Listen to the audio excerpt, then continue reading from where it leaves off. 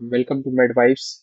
Today we will discuss regarding how to study for first semester BSc nursing. हम देखेंगे कि first semester BSc nursing के लिए कैसे आपको पढ़ाई करनी है, और आप न्यू स्टूडेंट हैं बीएससी नर्सिंग के लिए, नया एडमिशन है, तो आप कैसे कैसे चीज़ों को कवर करते रहेंगे और पेपर के लिए आपको क्या क्या चीज़ें जरूरी हैं और क्या चीज़ें आपको ध्यान में रखनी है जिससे कि आप इफेक्टिव बना सके अपने फर्स्ट सेमेस्टर बीएससी नर्सिंग को। ठीक है, तो हम इसमें यही चीजें कवर करेंगे, और यूनिवर्सिटी एग्जाम के लिए आपको क्या क्या बातें ध्यान में रखनी है, कैसे आपको पेपर अटेम्प्ट करना है, ये भी हम डिस्कस करेंगे। Everything seems new. इसमें क्या है कि आप नया एडमिशन लिए हैं तो आपको क्या लग रहा होगा, सब कुछ नया, सब्जेक्ट नया, लोग नए, जगह नया, कॉलेज नया, सारी चीजें नई। तो ऐसे में आपको थोड़ा सा पैनिक हो सकता है, लेकिन आपको पैनिक नहीं करना है। गो through the syllabus accordingly. Syllabus के अकॉर्डिंग आपको चलना है कि जो आपको आईएनसी सिलेबस देता है, आपने देखा होगा आईएनसी गजेट में आपके सेमेस्टर अकॉर्डिंग क्या क्या स्किल्स आपको परफॉर्म करने हैं, क्लिनिकल रिक्वायरमेंट्स क्या है, सब्जेक्ट के अकॉर्डिंग क्या क्या चीजें करनी है, कितने क्लिनिकल आ रहे हैं, कितने थ्योरी आ रहे हैं, कितने डेमोन्स्ट्रेशन है, सारी चीजें आपको मेंशन करके पहले से रिटन फॉर्म में दी हुई है गजेट में आईएनसी के।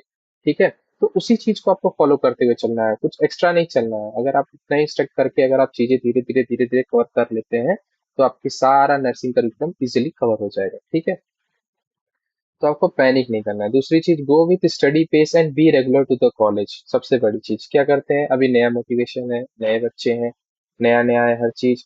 तो क्या होता है, एक्साइटमेंट के थ्रू, मोटिवेशन के थ्रू क्या होता है कि डेली हम कॉलेज जाते हैं, बट टाइम के साथ 2 महीने 3 महीने के साथ इंसान थक जाता है, बोरिंग लगने लगता है, कॉलेज बोरिंग लगता है, क्लास, और बस अटेंडेंस के लिए अगर जो जा रहे तो जा रहे हैं, वरना वो भी छुट्टी मार रहे हैं। तो ये चीज नहीं करना है, आपको रेगुलर रहना है कॉलेज में।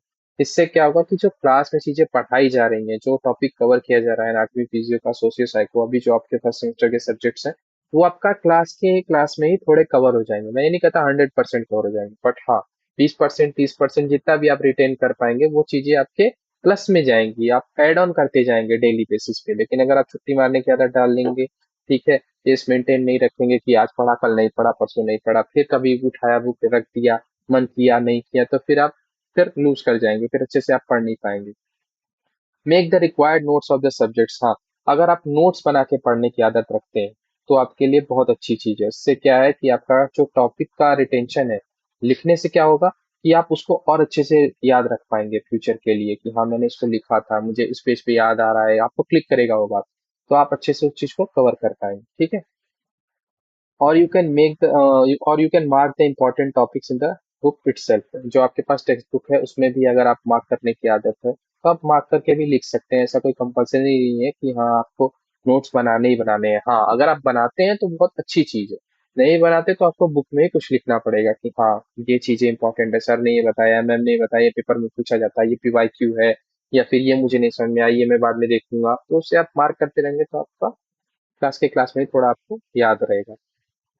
ठीक है, make the college requirements and assignments wisely as they also cover important topics of the syllabus. हाँ, इसमें क्या है कि जब आपको कोई असाइनमेंट देता है कोई टीचर कि इस टॉपिक का बना के लाओ, इसका मतलब आप समझते हैं, आपको लगता है कि अरे बस पेज वेस्ट करा रहे हैं ये वो। हाँ, पेजेस लिख रहे हैं आप, पेजेस वेस्ट हो रहे हैं एक तरीके से, बट उसमें क्या है कि आपका वो जो टॉपिक दे रहा है क्लास टीचर, कहीं ना कहीं वो थोड़ा इंपॉर्टेंट है। ठीक है, और वो चाहता है कि आप असाइनमेंट के थ्रू इसको कवर कर लें और ये आपको याद हो जाए। ठीक है, जो भी रिक्वायरमेंट्स कराई जाती हैं क्लिनिकल्स की, या फिर वार्ड की, या फिर जो आप क्लास में असाइनमेंट बनाते हैं वो, तो उसमें क्या है कि आपका वो सिलेबस के ही गो थ्रू होके होता है कि हाँ आपने अगर ये चीज पढ़ी है तब वो चीज आपसे लिखवाई जा रही है। ऐसा नहीं है कि बीसी नर्सिंग के बाहर का कुछ पूछा जा रहा है।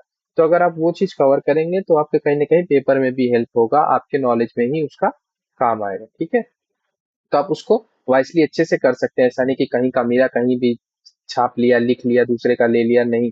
खुद से लिखेंगे तो थोड़ा रिटेन करेंगे, थोड़ा याद रहेगा, आपके खुद के प्रॉफिट के लिए बहुत अच्छी चीज है।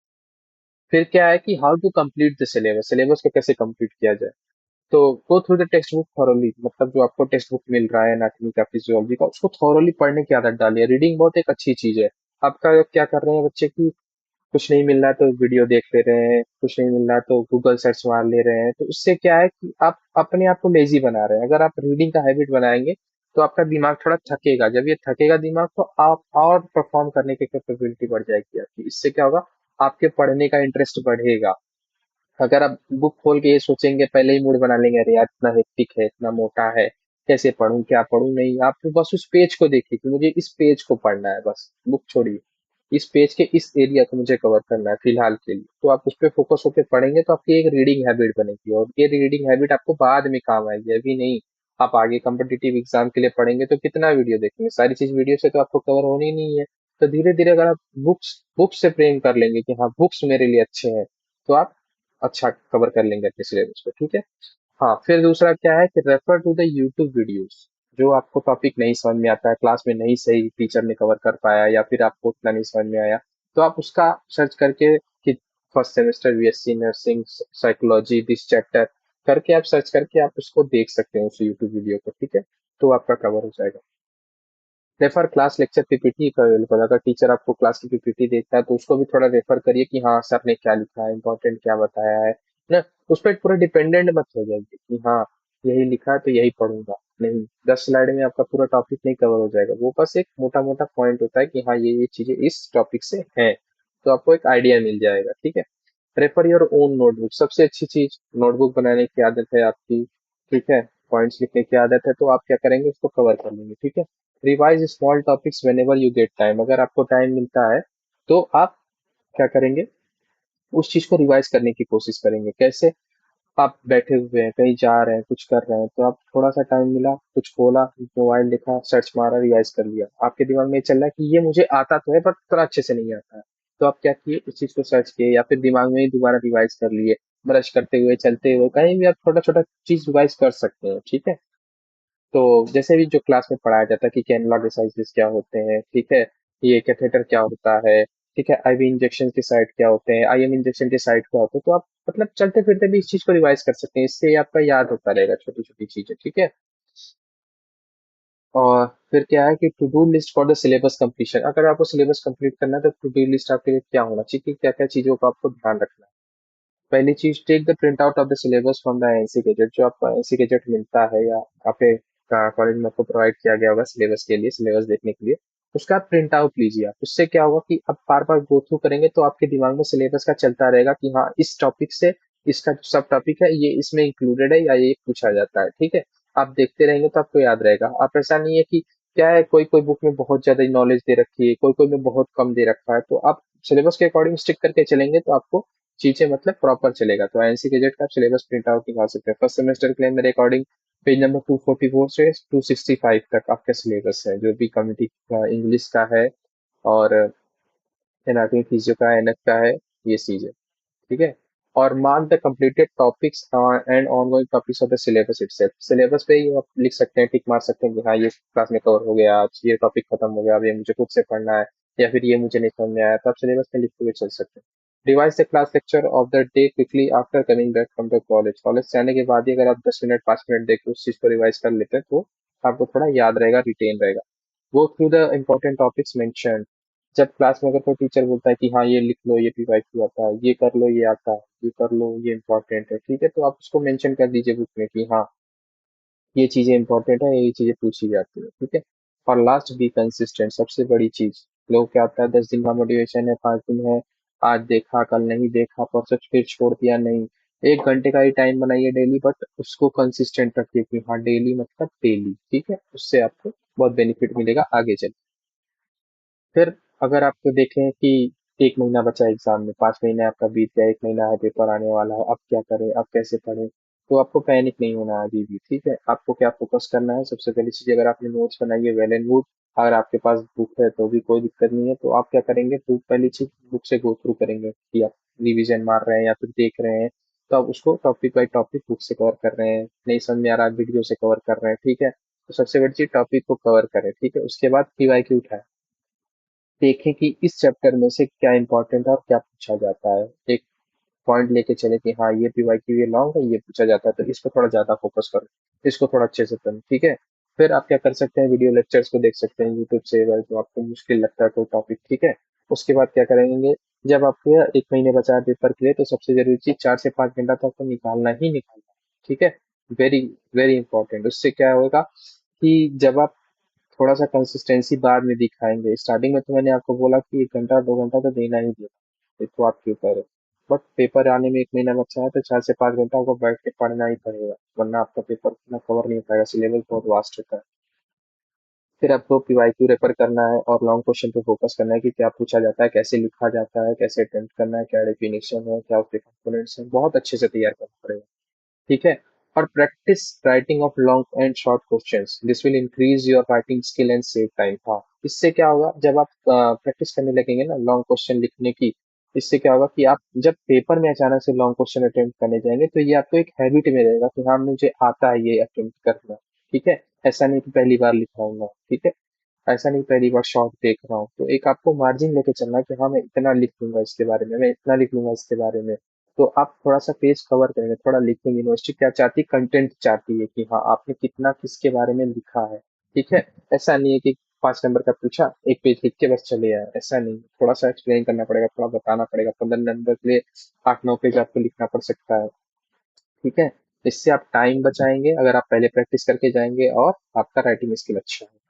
Learn to manage time effectively by practice PYQ. PYQ उठाइए आप, उसको लिखना है एक तरीके से। आप टाइमर लगा के बैठिए कि हाँ 3 घंटे का वहाँ पेपर होगा, तो मैं दोनों अटेम्प्ट करके देखूँ मैं कितने देर में अटेम्प्ट कर पा रहा हूँ पीवाईक्यू के हिसाब से। ठीक है। एक पेपर पूरा अटेम्प्ट कीजिए 3 घंटे के अंदर।